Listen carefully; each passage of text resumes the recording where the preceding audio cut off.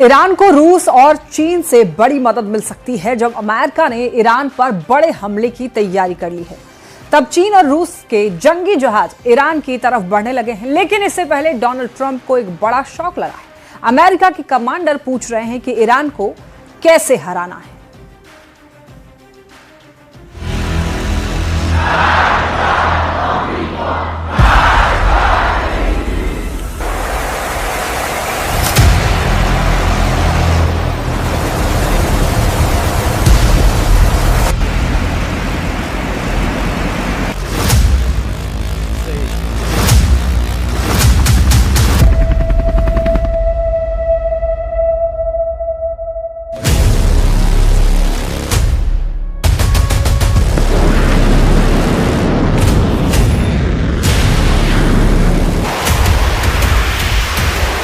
आग बहुत ज्यादा है। इरादा समंदर में सबसे बड़ी टक्कर का है। ईरान हॉर्मुज़ के गलियारे में ललकार रहा है, आ जाओ डोनाल्ड ट्रंप। यहीं समंदर की गहराई में बनाएंगे अमेरिका के जंगी बेड़े का कब्रिस्तान। एक तरफ अमेरिका का कैरियर बैटल ग्रुप और दूसरी तरफ ईरान का कैरियर तोड़ युद्ध। ईरान बता रहा है कि टक्कर जबरदस्त होगी, अमेरिका की चूल्हे हिला दी जाएंगी। ईरान की तरफ अगर डोनाल्ड ट्रंप का जंगी बेड़ा बढ़ा तो ऐसे हमलों से तबाह कर दिया जाएगा उनका गुरूर। क्या ईरान और अमेरिका के बीच युद्ध की शुरुआत का सबसे खतरनाक पल आ चुका है? ईरान ने 24 घंटे के अंदर कुछ ऐसे फैसले किए हैं जिसके अंगारे डोनाल्ड ट्रंप और बेंजामिन नेतन्याहू के प्लान को राख में तब्दील कर सकते हैं। ईरान अब अमेरिका से डॉलर वाला बदला लेने की फिराक में है। वो पूरे यूरोप की अर्थव्यवस्था को भी खत्म करने की तैयारी कर चुका है। क्या ईरान खाड़ी में हॉर्मुज़ के समुद्री गलियारे में बैरिकेड लगाने जा रहा है? क्या हॉर्मुज़ के समुद्री गलियारे में कर्फ्यू लगाकर ईरान तेल की आवाजाही रोक देगा? क्या दुनिया के सबसे बड़े चोकिंग पॉइंट पर कब्जा करके ईरान अमेरिका की गर्दन पकड़ने में कामयाब होगा?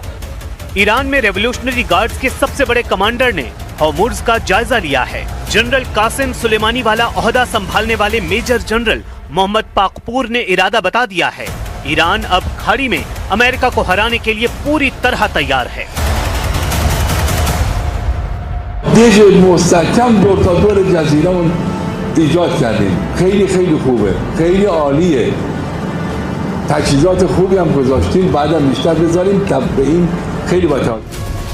ये फारस की खाड़ी और ओमान की खाड़ी और आगे अरब सागर को जोड़ने वाला हॉर्मुज़ गलियारा है।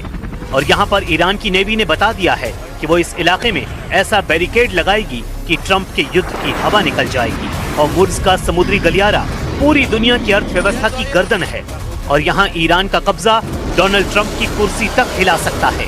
ये तेल और गैस के खजाने पर बैठे अरब देशों को तबाह कर सकता है और इसलिए ईरान के सर्वोच्च नेता अली खामेनेई भी कह चुके हैं कि इस बार ये जंग क्षेत्रीय युद्ध में तब्दील हो जाएगी। جنگی را بندازن این جنگ منطقه‌ای خواهد. हॉर्मुज़ में आग का ट्रेलर दिखाकर ईरान डोनाल्ड ट्रंप को वार्निंग दे रहा है। यहाँ ईरान के मिसाइल अड्डे हैं। ईरान की फास्ट बोट जानती हैं कि अमेरिकी नौसेना का कैसे शिकार किया जाए। धमकी सीधे अमेरिका के मुंह पर दी जा रही है, लेकिन इन खतरों से बहुत अच्छी तरह वाकिफ डोनाल्ड ट्रंप युद्ध पर अड़े हुए हैं और दावा है कि ईरान इस बार बख्शा नहीं जाएगा।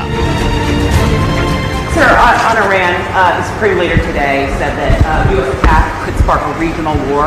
Giving you response to that? Why wouldn't he say that? Of course you're going to say that, but we have the biggest, most powerful ships in the world over there, very close, a couple of days, and hopefully we'll make a deal. If we don't make a deal, then we'll find out whether or not.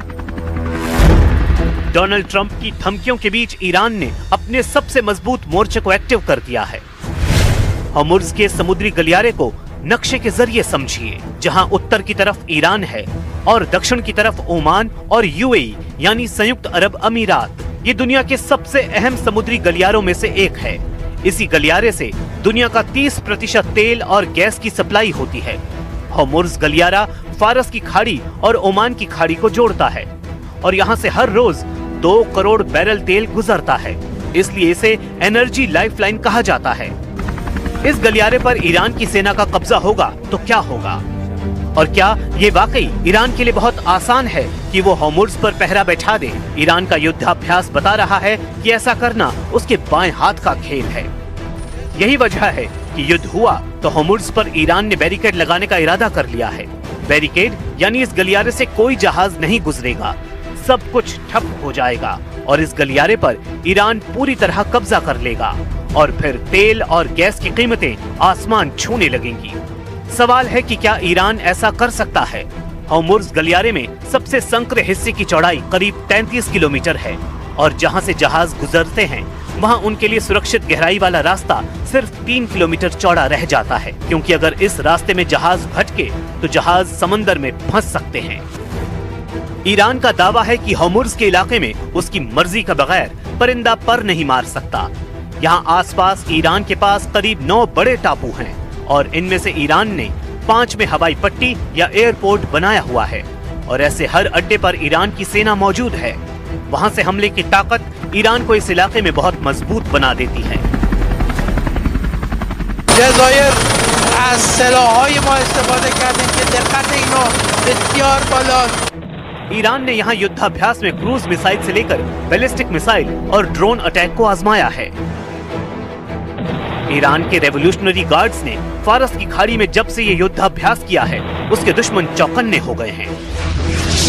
Iran के पास एक मजबूत anti ship वाली missile power भी है और यही इसे इस बेहद खास समुद्री इलाके में सबसे बड़ी मिलिट्री पावर बना देती है।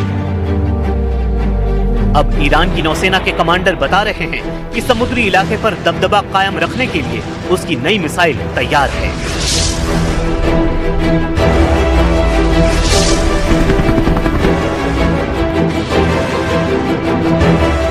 رو در خلیج فارس برای اولین بار استفاده کردیم که برد آن به طول خلیج فارس.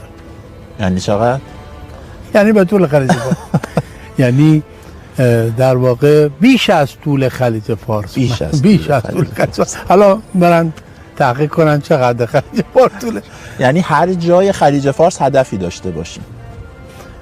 شما خلیج فارس 1375 کیلومتر بیش از طول خلیج فارس.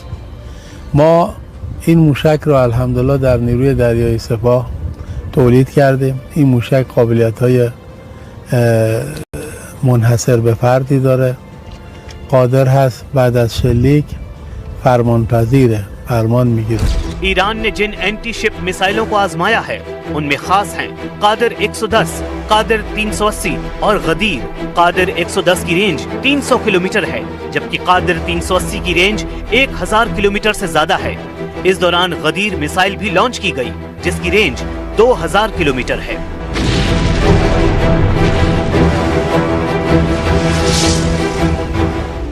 ईरान का मैसेज साफ है कि उसके समुद्री इलाके से दुश्मन कम से कम 2000 किलोमीटर दूर रहे, नहीं तो वो उसका जहाज डुबोने से हिचकेगा नहीं, चाहे वो स्ट्रेट ऑफ होर्मुज़ हो, फारस की खाड़ी हो या फिर ओमान की खाड़ी। इस इलाके में ईरान अपना दबदबा बनाए रखना चाहता है। ट्रंप को डराने के साथ साथ ईरान बार बार बता रहा है कि उसकी मिसाइल पावर इजराइल पर हमले के लिए भी तैयार है। ये वार्निंग ईरान से लगातार आ रही है। ईरान जून 2025 में हुए युद्ध की याद दिला रहा है। ईरान के सर्वोच्च नेता अली खामेनेई के जनरल दावा कर रहे हैं कि इस बार युद्ध हुआ तो नई तरह की मिसाइल से हमला होगा।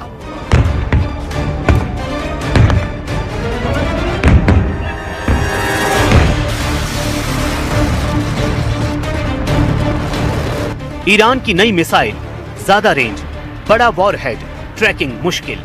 ऐसी मिसाइल जिसकी रेंज ज्यादा होगी ताकि वो दुश्मनों को लंबी दूरी तक तबाह कर पाए, जिसका पेलोड यानी वॉरहेड ज्यादा बड़ा और हाहाकार मचाने वाला होगा, जो स्टेल्थ होगी यानी उसे मार गिराना भी मुश्किल होगा। ईरान के कमांडर दावा कर रहे हैं कि उनका नया मिसाइल जखीरा इतना खतरनाक होगा कि इजराइल को सरेंडर करने में 12 दिन का वक्त नहीं लगेगा। ईरान इस बार ऐसा जवाब देगा कि इजराइल 12 घंटे के अंदर सरेंडर कर देगा, यानी 12 दिन नहीं 12 घंटे वाली वार्निंग ईरान की तरफ से जारी की जा रही है।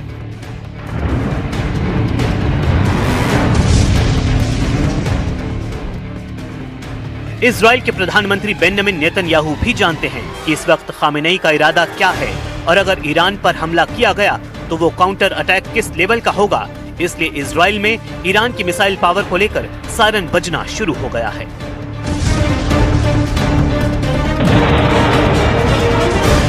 फिलहाल फैसला ट्रंप को करना है कि ईरान के अटल इरादे को क्या उनकी जिद दबा पाएगी, क्योंकि ईरान पर हमले के लिए 2-2 कैरियर बैटल ग्रुप भेजकर अब अमेरिका के लिए बैकफुट पर आना बहुत बड़ी हार माना जाएगा।